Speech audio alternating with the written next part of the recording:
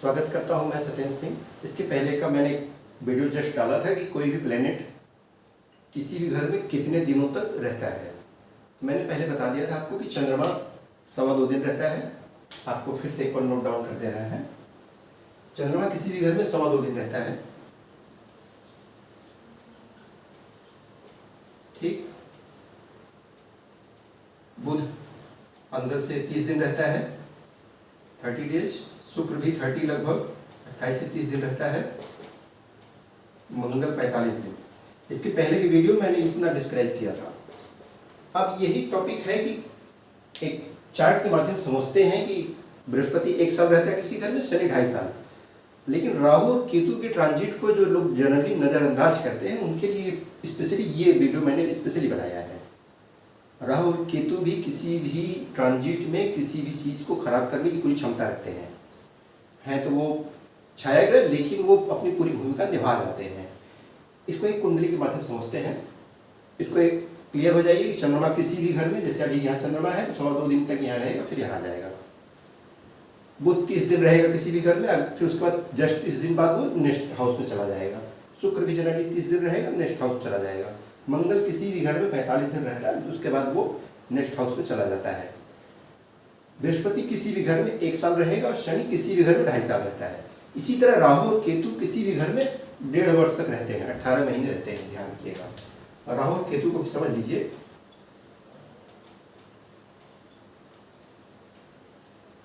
राहु और केतु भी किसी भी घर में 18 महीने रहते हैं। अब ये एक चार्ट है, ये फॉर एग्जाम्पल है, ये एक फीमेल एक महिला का चार्ट है। एक महिला का चार्ट है, उनका 7 नंबर साइन का चार्ट है, तुला लग्न की कुंडली है।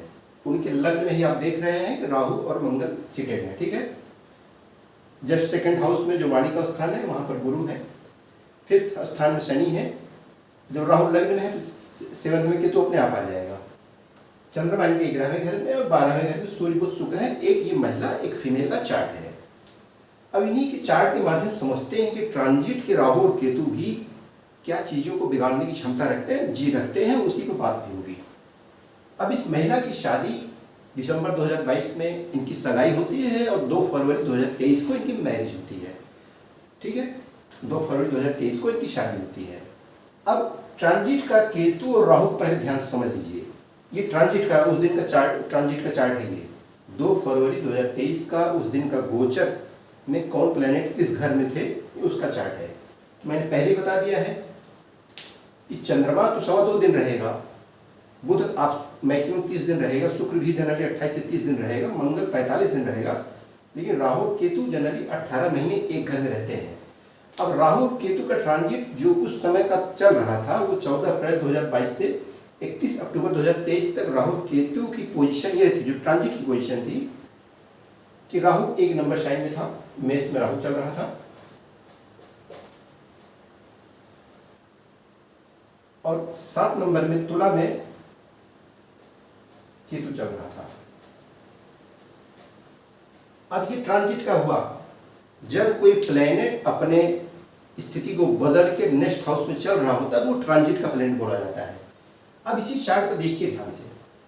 ये 7 नंबर को ही मैंने पूरा यहाँ का एक ट्रांजिट का चार्ट बना लिया और ये स्पेशली 2 फरवरी 2023 का ट्रांजिट का चार्ट है, ठीक है। उसी दिन इस फीमेल की शादी होती है, इस महिला की शादी होती है। दिसंबर 2022 में सगाई हो गई थी। अब आप देखिए कि लग्न में राहु मंगल है और इसी पर ट्रांजिटिंग केतु 2 फरवरी 2023 को, 2 फरवरी 2023 को क्या वो 14 अप्रैल 2022 से 31 अक्टूबर 2023 तक यहीं पर ट्रांजिट में था। वो ट्रांजिटिंग केतु,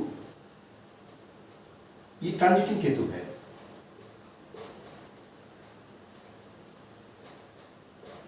ये ट्रांजिट का केतु 1.5 साल इसी घर में जब रह रहा है तो ध्यान रखिए कि जब ट्रांजिट का केतु आपके नेटल मार्स पर से या फिर आपके नेटल मंगल पर से वो ट्रांजिट करेगा तो अकॉर्डिंग टू BNN भृगुनंदी नाड़ी के हिसाब से मंगल किसी भी महिला के या किसी भी फीमेल के चार्ट में उसका हस्बैंड होता है, उसका पति होता है। अब केतु क्या करता है? केतु का काम ही है कट करना, डिटैच करना, चीज़ों का दैंड करना। अब ट्रांजिट का केतु नेटल मंगल पर जब जाएगा तो मंगल से आपको डिटैच करेगा, मंगल से आपको काटेगा, मंगल से दूरी बनाएगा। मंगल आपका हस्बैंड है तो जाहिर सी बात है कि उस पीरियड में जो भी शादियां हुई हैं, जिनकी भी हुई हैं, अगर नेटल मार्स पर से नेटल ट्रांजिटिंग केतु आया है, नेटल मार्स पर से ट्रांजिटिंग केतु आया है, वो शादियां डिस्टर्बेंसेस की श्रेणी में होंगी। आप चाहे जिनका भी होगा आप चेक कर लीजिएगा। तो इस फीमेल की शादी 2 फरवरी 2023 को होती है। अब ट्रांजिट का केतु यहाँ 1.5 महीने से है, 14 अप्रैल 22 से 31 अक्टूबर 2023 तक है। और उसी पीरियड में माँ बाप ने शादी तय कर दी। बात किया कि नहीं किया, बच्ची ने हाँ जवाब में खुशी से जवाब दिया कि नाखुशी में लोगों ने तय किया, जो भी है वो उस पर हम नहीं जाते हैं। लेकिन जब ट्रांजिट का केतु आपके नेटल मंगल पर से जाएगा तो आपको आपके हस्बैंड से दूर करेगा या हस्बैंड से काटेगा। तो आप उसी पीरियड में आपकी सगाई भी हो रही है, उसी पीरियड में शादी हो रही है। और ये शादी एट लास्ट आप देखिए, ट्रांजिट का केतु आपके नेटल मार्स पर से नेटल राहु पर से ट्रांजिट कर रहा है, और यहाँ पर राहु वहाँ पे ट्रांजिट कर रहा है। राहु भी तो यहाँ ट्रांजिट कर रहा है। जो गोचर का राहु है यहाँ है, गोचर का केतु है यहाँ है। तो ये 7th हाउस शादी का है। राहु चीज़ों को खराब करता है, सबसे ज़्यादा कोई चीज़ खराब करता है तो राहु खराब करता है। ये यहाँ पर पूरा भ्रम की स्थिति क्रिएट किया होगा, मतलब आपके स्पाउस के प्रति उसने भ्रम क्रिएट कर दिया, मतलब भ्रमित हो गए कि स्पाउस कैसा है। राहु का काम ही है ऑब्सेशन क्रिएट करना, डिस्टर्बेंस क्रिएट करना, भ्रम मतलब एक कोहरा या कुहासा पैदा करना मन में। ट्रांजिट का या गोचर का राहु यहाँ है और गोचर का केतु यहाँ है। केतु ने सबसे पहले आपको मंगल से डिटैच किया, माने हस्बैंड से डिटैच किया, और राहु ने इस 7वें घर में आके आपको उस शादी के घर से डिटैच किया या फिर उसको खराब किया। एटलीस्ट ये शादी टूट गई, ठीक है। तलाक हो चुका है, मुकदमा चल रहा है कि नहीं इसकी मुझे जानकारी नहीं, लेकिन जहां तक मैं जानता हूं कि अलगाव हो चुका है। तो ये ध्यान रखिएगा कि जब भी ट्रांजिट का राहु और केतु, स्पेशली केतु अगर किसी महिला के चार्ट में, स्पेशली अगर वह मंगल के ऊपर से ट्रांजिट कर रहा है, मंगल के ऊपर से गोचर कर रहा है, आपका मंगल कहीं भी हो सकता है। ये तो मैंने फॉर एग्जांपल दिया एक चार्ट, आपका मंगल मान लेते हैं इस समय वर्तमान में वैसे भी केतु ट्रांजिट में 5 नंबर पर ट्रांजिट कर रहा है, ठीक है। केतु का गोचर इस समय सिंह राशि के ऊपर चल रहा है।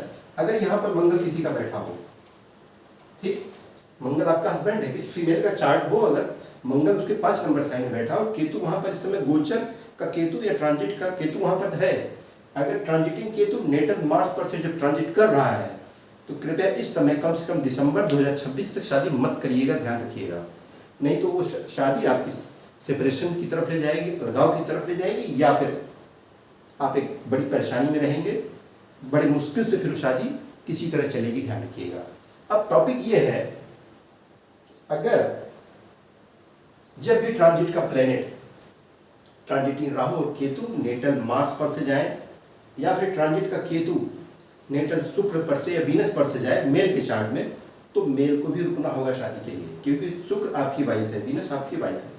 फॉर मेल के लिए, पुरुष के लिए अगर यहीं पर इस समय यहाँ पर शुक्र हो किसी भी मेल के चार्ट में, तो उसको भी दिसंबर 2026 तक रुकना पड़ेगा। जब केतु और राहु की ट्रांजिट चेंज होगी, केतु और राहु 4 नंबर साइन में जब ट्रांजिट में आएंगे, तब आप मैरिज पे जाइए। तो ध्यान रखिएगा, एक फीमेल का चार्ट है ये। पहली बात तो आप ये गोचर के केतु और राहु को मैंने एक्सप्लेन किया है, इनका चार्ट भी वैसे भी एक्स्ट्राऑर्डिनरी चार्ट है, क्योंकि लग्न में राहु मंगल है और उसके 5वें घर में शनि है। राहु मंगल और शनि का एक ट्राइन बन रहा है, त्रिकोण बन रहा है। तो जाहिर सी बात है कि राहु क्या है ना कि अनऑर्थोडॉक्स है, आपको डिफरेंट कल्चर, डिफरेंट डोमेन में ले जाता है, एक अदर रिलीजन, अदर कास्ट में ले जाएगा, वहाँ मैरिज कराएगा। मार्स आपका हस्बैंड है, शनि जुड़ रहा है।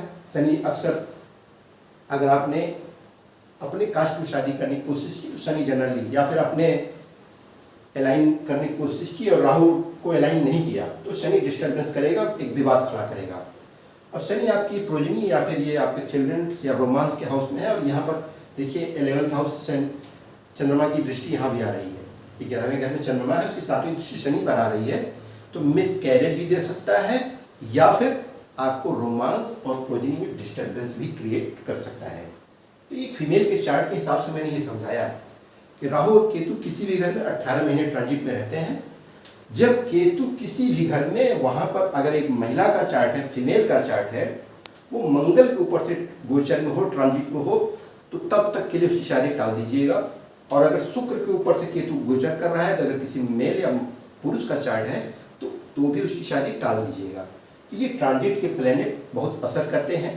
ट्रांजिट के प्लैनेट किसी खेल को बिगाड़ने की क्षमता रखते हैं। और वैसे भी स्पेशली 7th हाउस में केतु चाहे जिसका भी हो, चाहे किसी मेल का हो या फीमेल का, वो एक्चुअली पास्ट लाइफ में अपनी शादी के लिए इतना डिवोटेड रहा, अपने आप को उसने उतना समर्पित कर दिया था कि अब उसकी शादी में इंटरेस्ट नहीं है, मतलब शादी वाले डोमेन में जाना नहीं चाहता है। वो रिलेशन में रहेगा और रिलेशन में भी स्पेशली उसकी उन्हीं लोगों से रिलेशन चलेगी जो केतु के ट्रेड का पर्सन हो। केतु ट्रेड पर्सन कौन है? केतु एक एस्ट्रोलॉजर है, एक ज्योतिषी है, एक डीप रिसर्चर साइंटिस्ट है जो किसी टॉपिक पर रिसर्च कर रहे हैं, डीप रिसर्चर है। तो ये अगर ऐसा पर्सन है तो आप उससे शादी कर लीजिए या लिव इन रिलेशनशिप में रह लीजिए, वो अलग टॉपिक है, आप कैसे उसको हैंडल करते हैं। लेकिन केतु जनरली 7वें पर रहता है तो लोग मैरिज के लिए तैयार होते नहीं हैं, और हो भी जाए तो एक सेपरेशन की स्थिति, अलगाव की स्थिति रहती है। अलगाव का मतलब ये नहीं होता है कि आदमी दूसरे शहर में रह रहा है, कभी कभार अलगाव ऐसी स्थिति हो जाती है कि लोग एक ही घर में रह रहे हैं तो भी अलग अलग रह रहे होते हैं। तो ध्यान रखिएगा, अगर केतु किसी का 7th हाउस में, किसी मेल के चार्ट में है या किसी फीमेल के चार्ट में है, तो ये आपके स्पाउस का हाउस है। तो आप अपने स्पाउस से बोलिए कि वो एस्ट्रोलॉजी को एज ए रेमेडी इस्तेमाल करें। मतलब एस्ट्रोलॉजी को, उनको एस्ट्रोलॉजर नहीं बनना है, एज ए रेमेडी एस्ट्रोलॉजी को अडॉप्ट कर लें, एस्ट्रोलॉजी को पढ़ना स्टार्ट कर दें।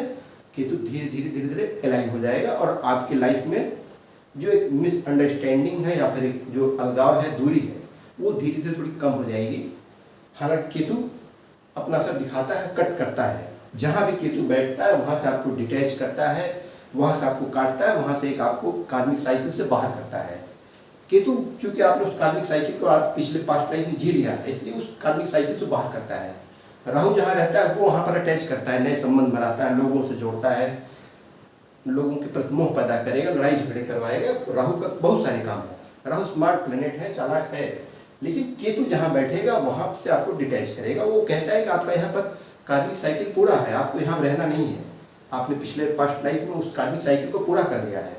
केतु जहाँ बैठेगा वहाँ से आपको डिटैच करेगा, ये ध्यान रखिएगा।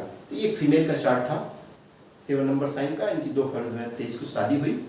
अब उस समय जो गोचर का केतु था वो उसी घर में ट्रांजिट कर रहा था जहाँ पर इनका मंगल और राहु बैठे हुए थे। केतु जब मंगल के ऊपर से ट्रांजिट करेगा, गोचर करेगा, मंगल आपका हस्बैंड है तो आपके हस्बैंड से दूरी बनाएगा, हस्बैंड से कट करेगा, और ऐसी शादी सेपरेशन की तरफ जाती है, अलगाव की तरफ जाती है। जहाँ तक मैंने जाना इनकी शादी में अलगाव हो चुका है और ये डाइवोर्स ले चुके हैं। तो ध्यान रखिएगा। अभी 5 नंबर में केतु ट्रांजिट कर रहा है। 5 नंबर साइन ये लिखिए है। अगर किसी के भी चार्ट में मंगल वहाँ बैठा हो, फीमेल के चार्ट में, अभी दिसंबर 2026 तक आप शादी मत करिएगा, ध्यान रखिएगा। और अगर किसी पुरुष का चार्ट हो, अगर यहाँ पर शुक्र बैठा हो 5 नंबर में, तो आप भी अपनी किसी जिस वाइफ से शादी करने जा रहे हैं या फिर जिस लड़की शादी करने जा रहे हैं वो आप रुक जाइएगा दिसंबर 2026 तक। तो ट्रांजिट के प्लैनेट असर करते हैं, ध्यान रखिएगा। इसके पहले मैंने बताया था कि ट्रांजिट में जब बृहस्पति और शनि जनरली किसी एक हाउस को दृष्टि डाल रहे होते हैं तो ही वो हाउस कम से कम वो प्रॉस्पर होता है, ध्यान रखिएगा। अब बृहस्पति यहाँ देखिए जस्ट इसके 12 में चल रहा है। शनि की दृष्टि मान लेते हैं कि 1 2 3 तीसरी दृष्टि जा रही है, लेकिन मंगल जिसके हस्बैंड का कारक है वो ट्रांजिट में अष्टम में चल रहा है। मंगल जो इसका हस्बैंड है ट्रांजिट में अष्टम में चल रहा है, मतलब वो खुद ऑलरेडी डिप्रेशन, प्रॉब्लमेटिक सिचुएशन में चल रहा है, वो खुद तंत्र मंत्र में ढूंढ रहा है, परेशानियों को पा ही नहीं रहा है, वो खुद परेशान है जो आपका हस्बैंड है। तो इस टाइम में आप शादी भी कर रहे हैं तो ये शादी जाहिर सी बात है असफल रहेगी। तो इस तरह से मैरिजेस असफल रहती हैं, डिस्टर्बेंसेज आते हैं। ट्रांजिट को हमेशा ध्यान में रख के ही कोई डिसीजन लीजिएगा। तो राहु केतु के ट्रांजिट, राहु किसी भी घर में, अभी जैसे यहाँ पर केतु चल रहे हैं 5 नंबर में, दिसंबर 2026 तक रहेंगे। उसके बाद नेक्स्ट जब 4 नंबर में आएंगे, जो 4 नंबर में जाएंगे तो अगले 1.5 साल तक रहेंगे, ध्यान रखिएगा। तो 4 नंबर में किसी का मंगल या शुक्र रहेगा तो उसको अगले 1.5 साल तक अपने आप को बचाना पड़ेगा कि मैरिज न किया जाए तो बेटर रहेगा। एक सिंपल सा प्रेडिक्शन रहा ये। एक फीमेल का चार्ट था ये 7 नंबर का, इनकी मैरिज हुई, अब वो सेपरेट हो चुके हैं, दैट्स ऑल। फिलहाल हमेशा जब भी गोचर में देख लीजिएगा, क्योंकि मैंने पहले बता दिया था चंद्रमा 2.25 दिन रहेगा, बुध 30 दिन रहेगा, शुक्र 30 दिन रहेगा, मंगल 45 दिन रहेगा। ये उतने असर नहीं डाल पाते हैं क्योंकि इनका ट्रांजिट तो बदल जाता है। लेकिन राहु केतु, बृहस्पति और शनि के ट्रांजिट, बृहस्पति किसी भी घर में 1 साल रहेगा, शनि 2.5 साल रहेगा, राहु केतु 1.5 साल रहते हैं। इनके ट्रांजिट किसी भी घर को बनाने या बिगाड़ने, किसी भी बड़े काम को, बड़े इवेंट को वो या तो प्रॉस्पर कर सकते हैं या फिर डिस्टर्ब कर सकते हैं। That's all. ये एक ट्रांजिट का छोटा सा सिंप्लीफिकेशन फॉर्म था, मैंने अपने हिसाब से अपनी लैंग्वेज समझा दिया है। उम्मीद करता हूँ आपको पसंद आया होगा, और किसी को अगर इससे रिलेटेड कोई क्वेश्चन होगा तो आप वो संपर्क कर सकता है। Mobile number 6386465181। आपका बहुत बहुत धन्यवाद, आपने इस चैनल को टाइम दिया। जय श्री राम।